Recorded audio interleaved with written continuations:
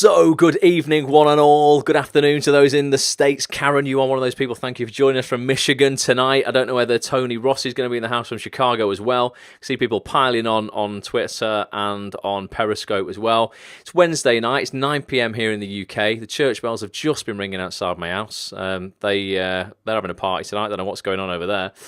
But yeah, we're here, and it's time for the book club. We've got an awesome book that we're looking at this week. We've looked at it for how many weeks now? 2 already, haven't we? It's by an author called Justina Vail, ex-actress who was very successful. Good evening, Helen. Super successful she was in the States. She was on around about $500,000 a year. This woman knows what it's like to be a successful actress. Or actor, got to be PC these days, haven't you? I don't know, what is it? What is it, actor? Can you say actress anymore? I don't know. But she was good. She was very, very good. She's then turned into a bit of a kind of like life coach and coach for actors, written a book called How to Be a Happy Actor in a Challenging Business, which I just think is a pretty pants title, because the book is so good, and I've said this on every broadcast. She should have like called this something better. It just sounds a bit twee, doesn't it? Oh, how to be a happy actor. Oh, just think everything's fluffy and pink and lovely. But the book's really, really good. The chapter we're going to read tonight is the best chapter I've read in this book so far. And if I was going to write a book right now on personal development and acting, it would be a book very, very similar to this. We looked last week at really kind of like the power, and again, it sounds a bit twee, but of being a fulfilled, happy person brings to your life and your career, and how that can affect your acting career like so much in terms of the way you walk into a room, the way you leave people, the way you make a casting director feel, the way you make a director feel, a producer feel, whoever you come into contact with, and other actors around you. It's just super important to focus not on your craft all the time. So many actors just want to focus on, I've got to be a better actor, go to acting class, when really they're broken individuals. It's like you've got to build yourself back up, fix yourself first before you can really go into a room and give it your all. And that's what we're looking at tonight, and it's massively powerful. John Moody's here. He says, hi, Ross. Got down to the gym this morning, focusing on routine and setting goals in line with that I want to create. I guess creating happiness in life is an area I want to create more of this week. Been a learning experience. Yeah, man. I mean, honestly, seriously, it's a genuine goal. I don't know why people take like their state of being as like something that they think of like sometimes like a secondary even to physical health. You know, they don't look after their heads, their brains, their minds, their mindset, their state of being. It's almost like they just feel like, well, I am what I am. This whole bullshit, I can't teach a new dog, an old dog. Can't teach an old dog new tricks. All this sort of stuff, people just feel that's just a fixed mindset where they're like, you know what, this is me, you can't change me. That's just the way I am. It's nonsense. And we're looking at a chapter in the book tonight that's called It All Starts With You. And it does really all start with you. And everybody is incredibly unique. Like I say, it's not that, we are all old dogs to a certain extent in terms of we are who we are. You are yourself, and you should celebrate that. But you can create the best version of yourself. That's what you have control over. Are we all settled in? Should we just start? Has anyone got anything exciting to report beforehand? Anyone want to say anything? It's a relatively long chapter, this, but I'm going to hopefully try and not paraphrase it, but skip little bits just to give you the most punchiest parts. But it's powerful. Please stay on here tonight and listen, and even just listen. You don't have to watch. Or if you've stumbled across this and you're not an actor, please don't think this only applies to actors. Mindset and positive psychology and ultimately success and a positive state of being just makes everybody thrive in whatever business you are in. So the heart's coming through. Looks like people are happy just to kick around. So basically, let's have a look at this. It starts off with a quote from Oscar Wilde, which actually just backs up what I said. It says, "Be yourself. Everyone else is already taken." So let's definitely all be ourselves. But let's aim to build the best version of ourselves that we possibly can, because you're just going to book more work as an actor. Ultimately, it's just going to help compound your fulfillment by being the best version of yourself. And it starts off, it says, "Have you ever wanted to hear back about that wonderful role you auditioned for and noticed your inner voice going down a deep, dark hole? Your mind went over every line." I've done this back in, many auditions. You go over every line you spoke and every gesture you made, and because you hadn't heard back from your agent by the end of the day, you wondered, what happened? Did I blow it? Why have I not heard back? Who's been in that situation before? We've all been in that situation, surely to God. Bobby, good evening. You've all been in that situation. You've been for an audition. You're like, yeah, I feel I did great. You walk out feeling pretty good. The hours go by, and as each hour goes by, you become less and less confident that you're going to book the job. So you start sending yourself a little bit crazy. You wait a couple of days, the phone hasn't rang. Or who's had it where the phone has rang and it's been their agent, but it's been for another audition? And you've been like, Oh, God. I thought you were actually going to tell me that I'd got the job I'd just been for. I'm happy for another audition, but it would have been nice to hear that I'd got that already. I've had that a couple of times. So Justina says, so Justina Vail, by the way, I'm sure I've mentioned her name, but she's the author who wrote this book, if you're just joining now. She says, then when you focused and you found the right excuse to call your agent in case he had heard anything, he says casually, yeah, they went in another direction. It's kind of just nice talk to say you haven't got the job in it. Yeah, they went in another direction. That inner voice launches in again. What do they mean, another direction? What direction is that? I did it again, didn't I? I really shouldn't be in this business. I can't even remember how to act. I was probably terrible, and the casting director, or even worse, my agent isn't telling me. What's wrong with me? Thanks for retweeting that. We've just retweeted this broadcast. And Helen, good evening as well. Yeah, we all been there. Give me some hearts if you've been there on Periscope and on Twitter. Everyone's been there. Definitely. Just like, this is a really disempowering question, but a lot of actors asking themselves, what is wrong with me? This may or may not seem extreme to you, and I can only imagine, given the nature of the industry, the way it's organised and what it attracts, that every actor experiences hearing a voice like this coming from inside at some time in their career. I certainly did, says Justina. And I can imagine if you've ever put yourself through this, it didn't make you feel any happier. Nor did it make you do any better with the next audition. And in fact, it probably made you feel shaky and less confident the next time, because you would have anchored all those feelings of fear and self-doubt right smack dab in the middle of the whole idea of auditioning at all. So if you've ever been in that situation, you've come out on audition, you've been through that experience where you're like, I did a great job, I think, and then I've become less and less sure that I did a great job. I end up not getting the job, thus I'm full of doubt, and you walk into the next audition full of doubt. Listen up, this is particularly for you. Good evening, Lucy. So Justina says, listen, dear creative spirit, she means you lot, you do not have to live your life as an actor like that. It's an archaic and ridiculous concept that artists have to suffer for their art or feel powerless in the craft of acting. It's incredibly important to being successful in film, television and theatre that you don't believe that. What is sometimes overlooked by actors is the work of building confidence and self-esteem, which is ultimately what will hold in place any skill you've acquired through the workings of the craft. So this is not all about going to every acting class and just working on your craft and going, I can now deliver this soliloquy. If you deliver it, technically correct, but you feel like shit inside, still not going to be a good performance. Unless your character's supposed to feel like shit inside. Maybe you could get away with it now and again. Which says, listen, for you, if those elements are not intact, the skills and talents you have may not be available to be seen by anyone. After all, if you walk onto a set feeling bad about yourself, you'll likely find that any work you've done on your role will be compromised. You're also in a relationship business, and when it comes to interacting with casting directors, agents, producers, directors, actors, cast and crew, your inner life affects how you come across as a person. That then is absolutely going to colour your career.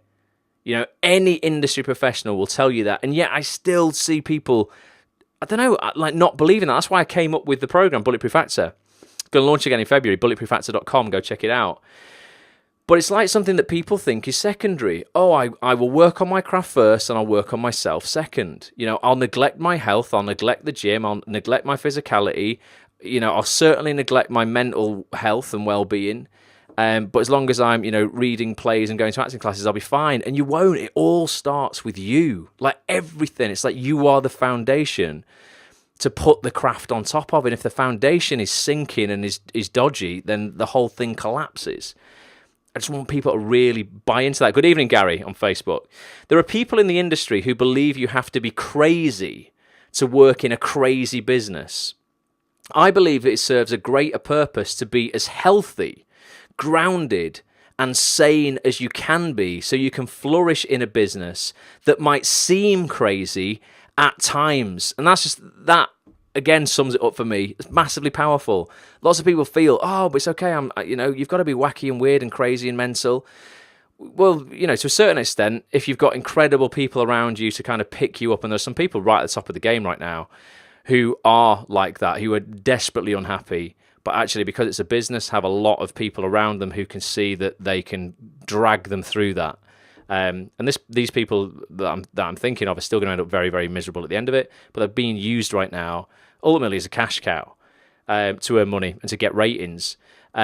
But yeah, if you don't have to be crazy to be in a crazy industry. The industry might seem crazy at times, but if you can be as healthy and as level-headed and as grounded as possible, you're going to be a way better business person. You're going to, light up the room in a way that, but people are going to ask you back as opposed to going, whoa, yeah, a lot of energy, but a bit mental.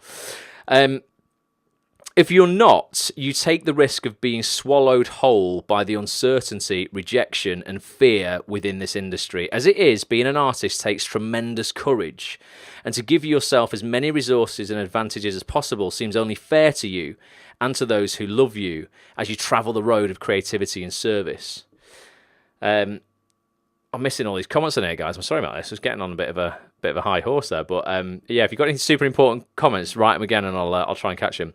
It's estimated. This is important, right? I don't know where this figure is from. Let me know if you agree with it or not. It doesn't seem to be backed up by a report or anything like that.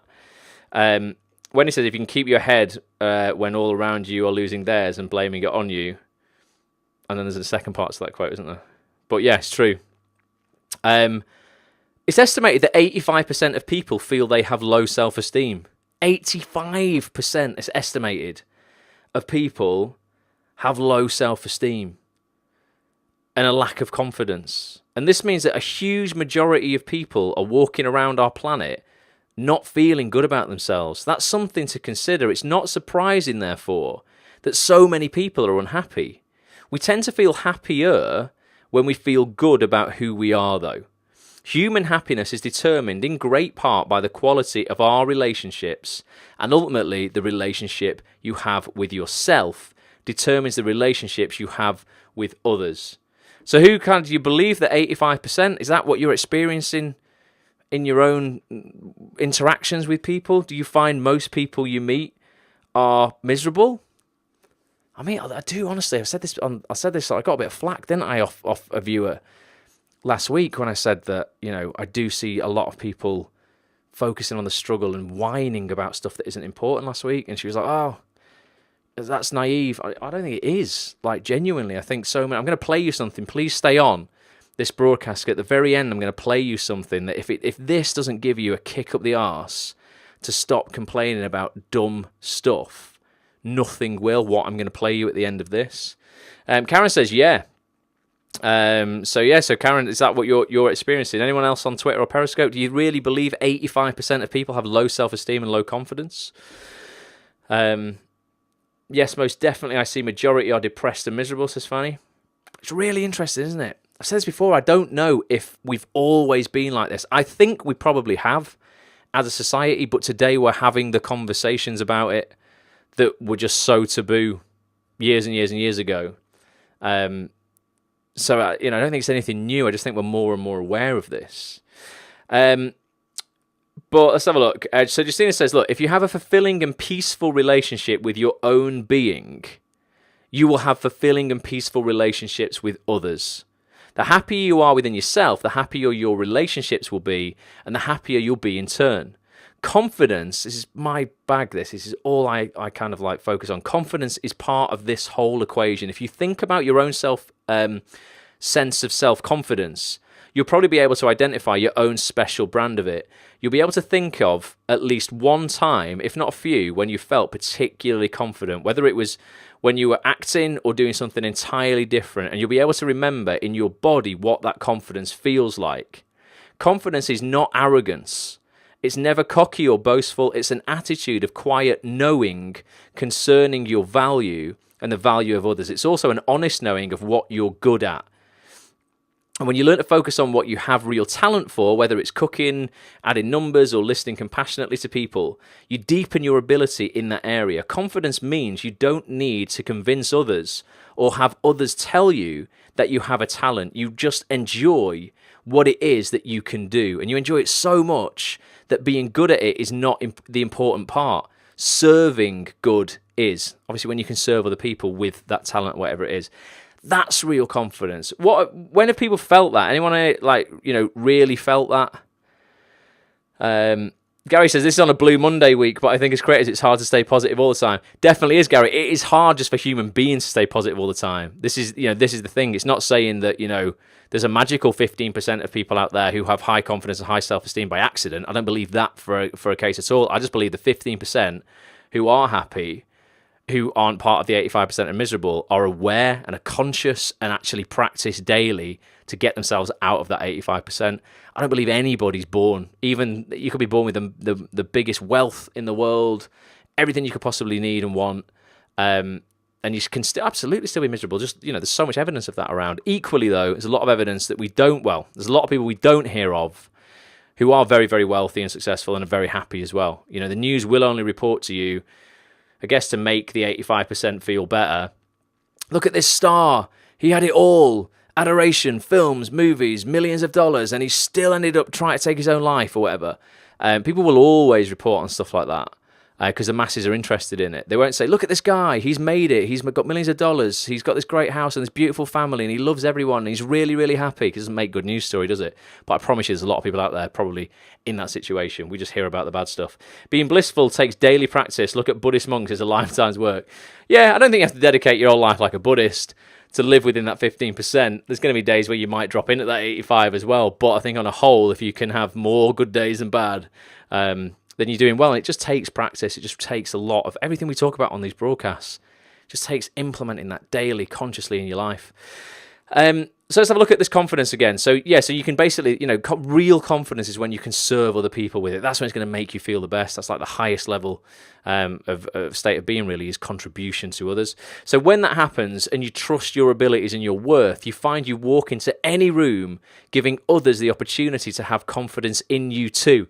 Anyone been in an audition where they've gone in with a couple, you've gone in with somebody else, and you just don't have confidence in the other person? You're like, you know what, you're going to screw up this performance and this audition for both of us because I just don't have confidence in you. Or it's the worst if you're watching a play and you don't have confidence in the actors. I get really on edge. I get kind of nervous and slightly embarrassed for them. It's lovely when you see a confidence in an actor and you just know that you can sit back, relax, and enjoy the ride. When you're at a theatre production or something like that. So other people have the confidence in you too. That then attracts the relationships and consequently the career that you want. And what about self-esteem then? Esteem means regard. And when we hold someone in high esteem, we respect, we admire, and we like them. So self-esteem shows up as the ongoing friendship with the one person you're guaranteed to be with for the rest of your life. Again, it was you, isn't it? It's not arrogance or egotism, and it's not about being self-obsessed or feeling better than others. Self-esteem takes nothing away from the importance of others. It's simply the practice of being kind, compassionate, and forgiving with yourself. And this is an acceptance and gratitude for the person that you are right now, today. And we are where we are right now. Like, regardless of what decisions you've made in your life that's brought you to this point, you are where you are. You've got to be grateful for that. And if you've got tomorrow, let's be grateful for that, because we can start making better decisions if we're not where we want to be. Many actors confuse self-esteem with self-obsession, and that can get in the way of their happiness in profound ways. Anytime you worry about how you're going to come across, or whether people are going to like you, or not, or like you or not like you, creates the very thing that you may be trying to avoid, which is not being loved or accepted. Fear attracts and creates what it is we fear. On the other hand, when you feel good about who you are, you relax, the world can then relax around you, and people tend to like people who are relaxed. Yeah? Would you agree? I agree with that. Beginning to like yourself more involves turning old limiting beliefs into kinder, more resourceful ones. And having self-esteem means that the voices coming from inside your head are those of a wise, loving friend. Even when you make mistakes, even when you mess up that meeting, forget your lines, or you don't book the role. When that happens, you get to learn from your mistakes and grow as an artist and as a human being. Self-esteem also makes it possible to respect and love others more as well. How we behave with ourselves is very likely how we will behave with others. If we're being hateful, judgmental, or impatient with ourselves, at best we might believe we're being loving to someone else, But that harsh inner life will show up in ways that don't feel loving to them, guaranteed. This is an important line. We will always somehow act out the relationship that we have with ourselves. Therefore, the kinder we know how to be with ourselves, the kinder we will know how to be in our relationships. So true, that, isn't it? Really is. You know, it's dead easy. You know, isn't it dead easy to be nice and kind to the world and optimistic to the world when everything's going right in your life and you're happy with yourself? And when you're not, that's the time when you're likely to lash out, hate the world, get jealous, envious, be incapable of celebrating anybody else's success. Wendy says exactly. And yet it's in those times where maybe, you're not super happy with yourself that you've got to try harder. You've got to be kind at yourself. You've got to let yourself off. You've got to not blame yourself, get rid of guilt. And, guilt's anyone who's feeling guilty on here for anything they've done in their life, because it can ruin people, guilt. It can literally put people in the hospital, make them sick. The feeling of guilt actually is like relatively positive if you frame it like this. Because you're feeling guilty, that means your standards are no longer what they were when you did that thing. You wouldn't feel guilt if you hadn't raised your standards, because you know now that what you did isn't at the standard you now live at. So you're actually a far better person now, because you're feeling guilty, because you know what you did is not in line with your values and who you are today. So you've got to accept that, give yourself permission to let that go and go, you know what, I'm not the person who did that thing. My decisions do not define who I am. We can sometimes hate someone's decisions, but still very much love the person. The person isn't the same thing as their decisions. Their decision was just a judgment, made in error, I guess, if they did something wrong. What if you felt guilt at the time of doing it? I guess that means that you knew you shouldn't have been doing it, and you let your standards slip for a minute. You raise your standards, you raise what you demand from yourself and what you demand from other people, and you just make sure you never do that thing again. But the fact that you felt guilt, means you're probably a better person than you actually showed you were when you did that thing, whatever it was. But the only way to move on is to be kind and go, you know what, I know that was wrong. I feel guilty about it because I'm a better person. I feel even more guilty about it now than I did at the time, because I'm an even better person than I was at the time. And I'm not going to let this thing, I'm not going to pay for this thing for the rest of my life, effectively. Unless you really did something horrible, like you killed someone or something like that, like completely unprovoked, that would be bad. I don't really know how you can go with that. But hopefully we're not dealing with anyone who's doing stuff like that. That's definitely not for a Wednesday night book club. Self-esteem also makes it possible to respect and love others more. How we behave with ourselves is very likely how we'll behave with others. So we've been through that, and that we will always somehow act out the relationship that we have with ourselves. You're always going to do that, even if you think you can get away with it. If the relationship with yourself is bad and you're in a relationship with someone else, you're still going to act out the relationship with yourself through that other relationship. You've got to get a better relationship with yourself. The happier we are with ourselves, the happier others will be in our presence. And when you do something that hurts another person, for example, and you have good self-esteem rather than swim... Oh, look, this is funny. I haven't read this part of this, and we just spoke about guilt. So, let's see if she says something similar. When you do something that hurts another person, for example, and you have good self-esteem rather than swimming in guilt or shame, you grow up. You create room to feel remorse and make amends. You get to decide, it's important, who you want to be and how you want to live from there on out, and you honour everyone else in that. As an actor, it's absolutely essential to be friends with yourself. It's in a healthy, balanced way. The business of acting can be unpredictable and challenging, and your interactions with your fellow actors, casting directors, producers, directors, and crew are going to be coloured in a multitude of ways by how you feel inside. We aren't in competition, says Bobby. No, definitely not. I mean, there's going to be a time where you're in competition with another actor, like literally 3 or 4 actors, whatever, in the same room as you in an audition. But ultimately, on the macro scale, you're only ever in competition with yourself. And it's so cliched that, and we see it on quotes all the time, and Instagram, and people will double tap it, but they won't ever believe it. It's a lot easier to sit back from a distance and double tap something on Instagram than actually really honour it and implement it in your own life. But it's so true. Doesn't matter, if they go and get theirs, you can still have yours as well.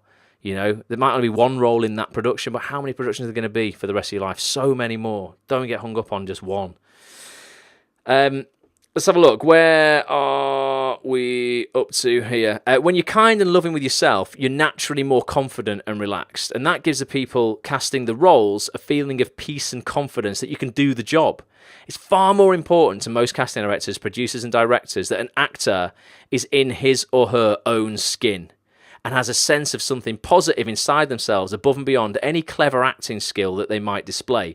And in fact, very often what stands out as talent is when someone walks in and has some sort of connection to something deeper and in the moment which may be seen as confidence or power. I believe that. I've sat in a lot of auditions and the people who walk in with, it's that X factor in it they talk about. You can't put your finger on it. It's confidence. That's what it is. The X factor is confidence. And you're like, there's a presence about this person. They've not walked in apologetic. They've not walked in with the head down. They're happy to be there. That's the difference. They're like really, happy to be doing what they're doing because they appreciate that they get to do it. They don't have to do it. Can I stop feeling guilty about being on level 1044 on Angry Birds? Just to waste so much time. Gary, mate, feel less guilty about that. You've obviously got a lot of skill on Angry Birds. Maybe, in some spare time, you could coach other people on Angry Birds to help them de-stress or something. Use it for positive, man. Use it in a positive way. It doesn't matter so much to casting directors, producers, and directors if you know all your lines or have done hours of character study and worked the piece to death if you walk into the room disconnected and feeling fearful and judgmental of yourself. So true. You can have the most technique, the most talent when it comes to that, but you walk in disconnected, crap in your pants. You've lost before you've even walked through the door, basically. That just makes everyone else in the room feel fearful and judgmental, and they don't want to feel that way, so they probably won't be inspired to invite you back. They want to feel connected and present and powerful. The people who hire actors want you to have a type of confidence that they may not even be able to describe, something intangible, whether it's a connection to a truth you feel or an ability to play in that moment or courage. You have to free fall into the unknown. The people in our industry have a lot on their own heads, and they want to be able to bank on someone who will deliver the goods. They want you to come in with the attitude that you're providing a reliable, high-quality service. They want you to know that you're professional. They want to know that you're professional, skilled, polite, stable, punctual, prepared, and consistent. Consistency is pretty key in auditions. Your clients, because that's what they are, want and deserve a good, solid product when they spend their time and money on you. A lot is at stake for them, and they're putting a lot of trust in the people they hire to do a good job. Most of these people are under tremendous pressure themselves and have limited time. They're often tired, stressed, and afraid. And again, like anyone, they want to feel good. Remember, when you feel good, you can make other people feel good. When you feel bad, you're not going to make other people feel good.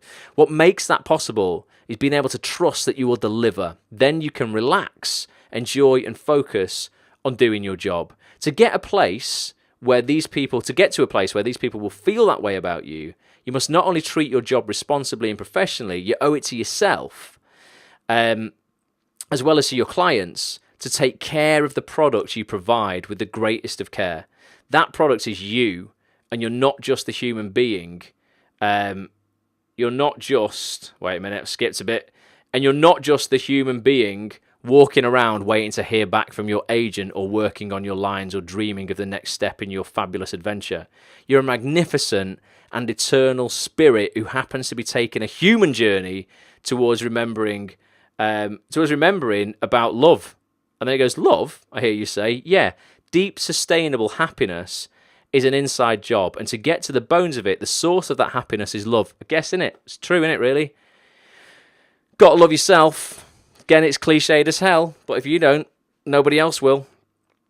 Love is not just a feeling of fondness. It's a multifaceted, creative force that expresses itself through connection, intention, and action, fortifying the connection and understanding you have of your own external essence and learning to love and take care of your human self are the foundations of this journey.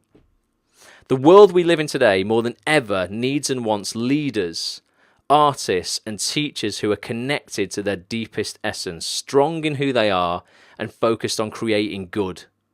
The relationship you have with you is not only what determines the nature of the relationships you have with others, it also affects every single one of your experiences.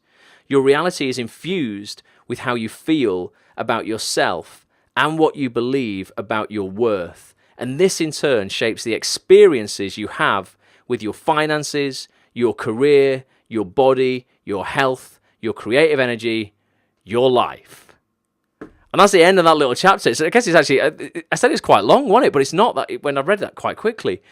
There was one part that I didn't read. It was a quote from a casting director that's in a separate bit in this book. I want to find it and just read what they said as well. I could have written this book myself if I were more eloquent, says Fanny. It's a proper, it's relatively easy to understand, isn't it? It's definitely like everything that I preach, because it all starts with you and how you view yourself in the world. And I was just super, super, super lucky, like massively, massively lucky that my mum, right, I owe her like loads for this, she could have written this book, drilled this message here into me from like, I can remember being 4 years old. And I'm saying, listen, it doesn't matter what anybody else in the world thinks of you. Like, as long as you can look yourself in the mirror and say, I'm a good person, I love me, I think I'm all right, I'm a decent person, I try and do the right thing, you'll always win. And I can see that still in my head from 31 years ago, having that conversation with her. And it's just been there my entire life. And I think it's responsible for a lot of the views I have on the world and how I am with people. But obviously not everyone's had that message, kind of drilled into them so early. And that's what we've got to work on, really. Let me find this. Hopefully I can find this quote from this casting director. Let's have a look. I'm on my iPad again, guys. Apologies for this. I normally would have the book and I could have highlighted it, but I haven't done that. Bear with me. You sound like Gary V. I know. Trying not to drop any swear words like Gary V. Definitely. My mum's still like that today, though, Fanny. She's still, in herself. She says that about herself a lot, as well. I still hear her, talking about that. Here you go. Casting director Mark Teschner. Now, he's obviously in the States, so it's for you guys like Karen and Tony if you're on here. But he says, listen, one of the things that's very appealing about an actor when they walk into the room before they even read is confidence. Not arrogance, confidence. It's very attractive. Even before they read, there's something present about them that I respond to. I can tell when an actor walks in scared or vulnerable or not owning their own uniqueness. I think that's really important because I think most casting directors are looking for that as well. I remember I went in and I sat in a Coronation Street audition recently for that part that I got before Christmas. And I remember sitting in and we had just a conversation ultimately about gratitude before we even began. And the casting directors actually said, wow, how are you this positive? Or and they even mentioned it to my agent, said it was a real pleasure to kind of I forgot, how nice it was, to have Ross in. And it's that impact you want to leave on people. Not just in an audition, though, like in the coffee shop, when you're ordering a brew, when you're walking down the street, when you're in the gym or you meet someone on reception, you go somewhere you've never been before. You want to leave everybody feeling like that. You walk in with confidence and you leave them smiling, if they weren't when you approached them already.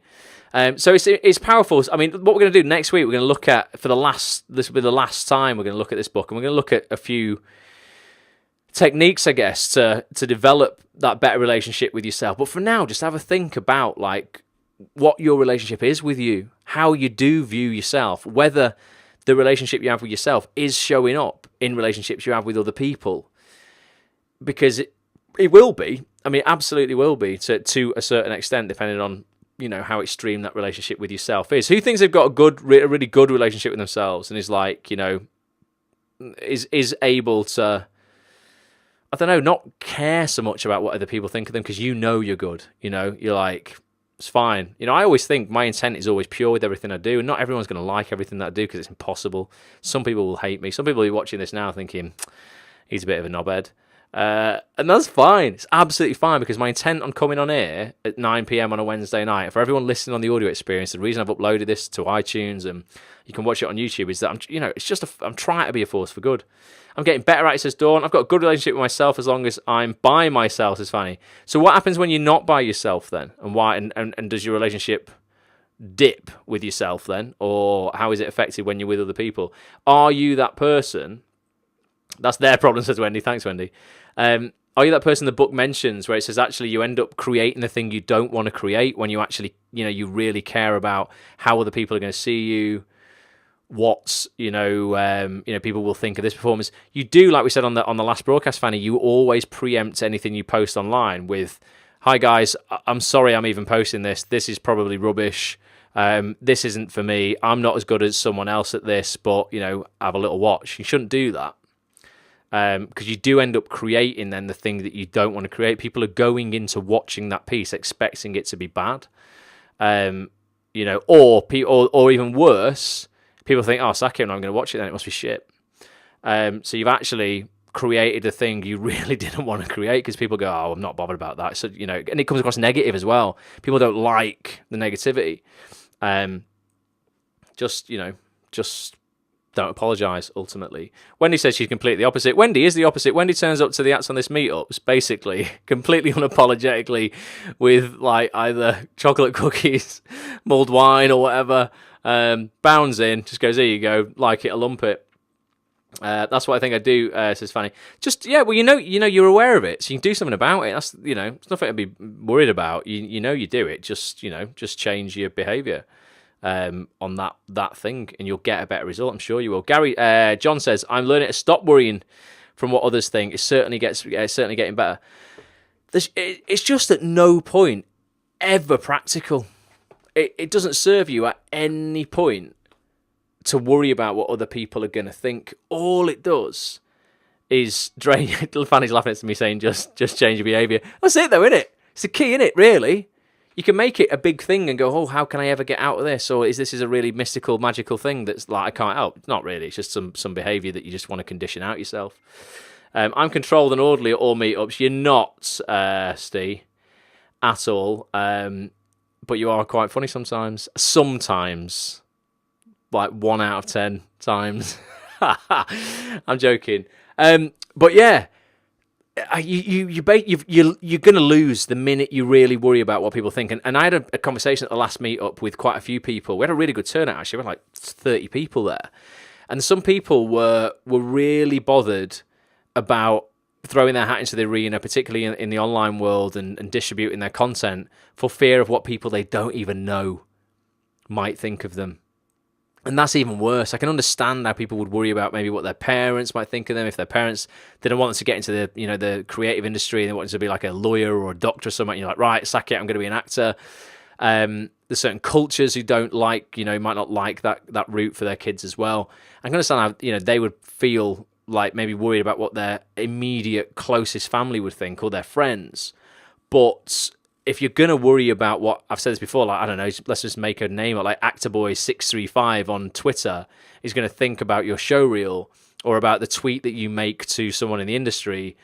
You've completely lost. Like, literally, you're defeating yourself. You might as well walk into the bookmakers, walk into a betting shop and just go, "Listen, I'm just going to put like £100 down on Ross to lose." Because that's it, you're betting against yourself.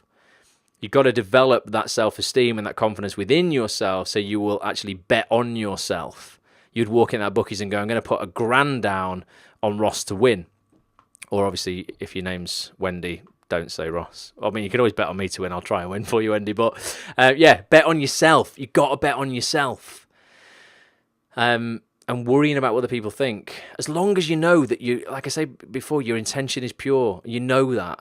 And you're not out to hurt anyone, and you're just out to have as much fun as you can in life and success and help other people and serve other people with your talents, with your gifts, with your confidence, with whatever, inspire other people, motivate other people, and you're just trying to do good.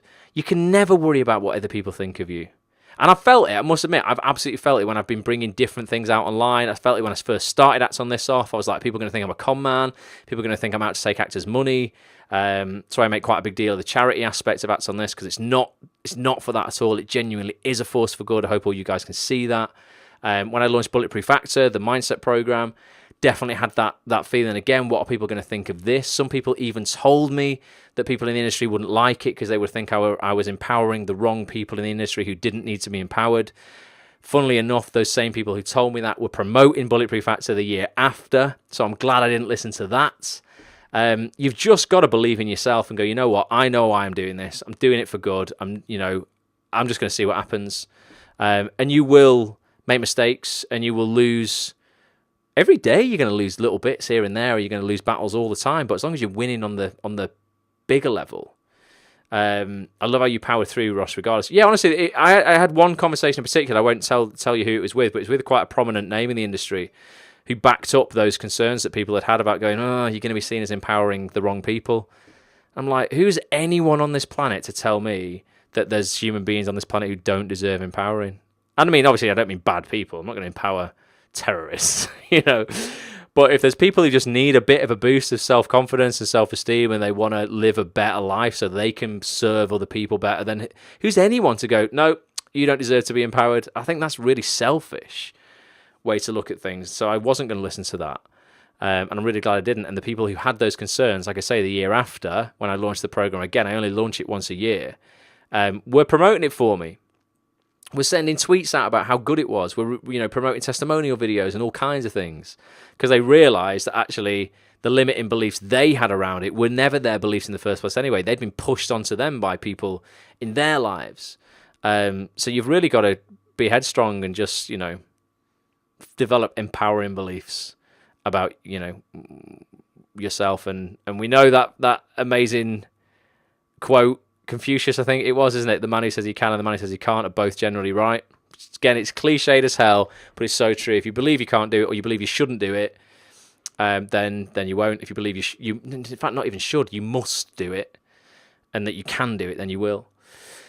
Who else is here? Corbin Hipster's just joined. All right, Corbin Hipster, you've missed the book read, I'm afraid. You have to go back and watch the replay in a minute. Fanny says, yeah. Bobby says, you the man. Thank you, Bobby. Appreciate that, man.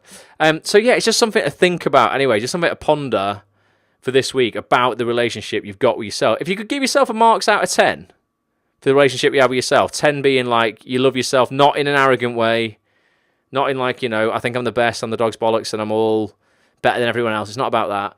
If you've got that quiet, knowing confidence that you're talented, you're good, and actually you're a decent person, and your total belief in that will be a 10. The belief in that, you don't love yourself and you're a bad person will be a 1. Where you at? Where you at in the world? Fanny's an 8. That's a solid score. What else? We've got quite a lot of people just joined on Twitter and Periscope here. Give yourselves marks out of 10, guys, in terms of belief in yourself and the relationship you've got with yourself, because it dictates your relationships with everybody else on the planet. I go with an 8 or a 9, always room for improvement. I always have to say a 9, Bobby, if I ever want to say 10, because I'm like, I can't say I'm perfect. Definitely not. There's no room for improvement on a 10, is there? 8 says Helen. Lynn's just joined. All right, Lynn, good to see you here. Probably about a 4 and a 5. Steve, we can work on that though, mate. If you've only got a 4 and a 5, we can get you at least to a 7 really quickly, man. Why is that? If you want to share, you don't have to. You can just ponder it on your own. Depends on my mood, says Wendy. Wendy, you're a top person. You always inject the people around you. I've only met you a few times, but every single time, like I say, you've bounded in, literally, like a puppy. Just sprinting in with a bag of cookies or something. You charge the group up. Always do. So yeah, get yourself in a good mood. I'm surprised you didn't go with the obvious number 2 joke. I'm not that crass, Bobby. I'm classy, keeping. I'm acting with class these days. 8 is so many areas. There are places I can work on, says John. Always going to be categories of constant improvement, man. Definitely, that's life, isn't it? God, most people on here, I think, we're all going to be. Everyone's under like 70. Most people here, got at least 30 years left on the planet.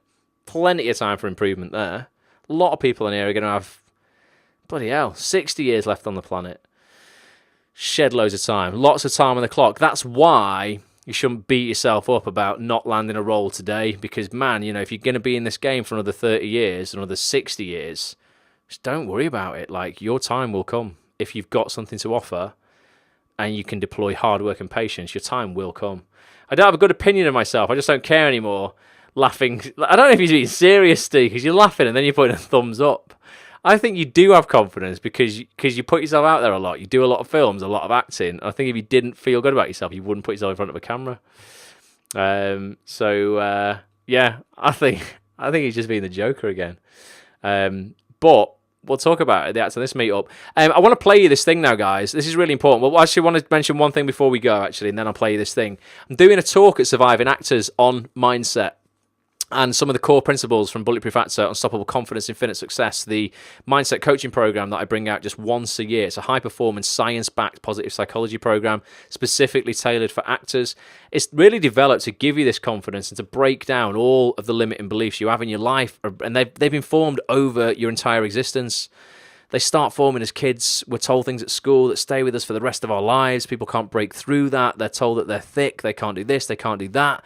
25 years later, they're still honouring those beliefs that were never meant to be their own, screwing them up in not just their acting career, but just their life in general. We go through a 5-week super in-depth program. And I'm going to it's going to launch in the second week of February. But on February the 3rd, Saturday, February the 3rd, I'm going to do a talk at Surviving Actors. They're making me, not making me, but they've asked me, I should say, Ross, do this, to do a seminar. It's going to be at 3:45 on that Saturday for 45 minutes. It's going to be proper raw as well, because there's not even there's no computer there, there's no things to do slides or music or anything like that. It's an auditorium, me and a microphone. So it's going to be really real, honest, pure, just this is it. People will be able to ask questions. We'll be able to, just it's like this basically, but in person, I guess. If you want to get a ticket, go to the Facebook group, actsonthis.tv. No, I'm lying to you. Facebook.com/actsonthistv. And you'll see in the events section, I've created a little event where there's a link to the tickets. I think they're only like £6. I don't get that, by the way. They're just they get that. They should pay me, really, shouldn't they? I'm just doing it again for the good of man. I even pay my own train fare, but it's a good day anyway for Surviving Actors. And if you're there, make sure you say hello to me. We'll get a coffee and and we'll hang out. But yeah, so go to survivingactors.com as well if you want to find out more information and get your free ticket for the actual event. And then you can book the seminar in the seminar section on their website. Like I say, it's like £6, I think. So I want you to go and do that. I would love to see people there from this community, more than anyone else really, because I see all you guys digitally and in the virtual world, but I've not met all of you guys, so it would be great to actually, say hello if you are, particularly if you're down in London a lot, because I don't get down there that often. Wish I could go to rehearsal, says Wendy. Wendy, I'm going to be missing your biscuits you could have brought with you, but you have to get yourself to one another time. What I want to play now, this is just for people who are this just gave me a big jolt of self-awareness again before. It's not a particularly happy video, this, but it does show real resilience, and I've been struggling this week with my bank and with solicitors and mortgage advisors to get loads of this paperwork and nonsense together to get this mortgage, basically. And I was a little bit sort of down about it before, and I'm there's so many bigger problems in the world than this nonsense that I'm going through right now. And I saw this video online. I was like, Ross, you're just an idiot. Why are you worrying about this when there's stuff like this? People have had to deal with this in the world. So I just wanted to pass it on and play it with you guys tonight. It's from a program Channel 4 are doing at the moment called Who Dares Wins, and it's where they take people through the training process to be in the SAS, and they break people, basically. And people have all kinds of different reasons for going on this program. But I saw this in particular and was quite moved by it. Hopefully it'll have some kind of kick for you guys as well. I'm going to play it now. It probably is copyright because it's Channel 4. If this feed goes down, hopefully it won't. It's like a 2-minute video, but if it does get cut off, it's just because it's been recognised as copyrighted material. But it's the last thing that we're doing anyway, so it's not really the end of the world. I hope you can listen to this anyway. I'll be back on Monday for some more motivation and mind hacks.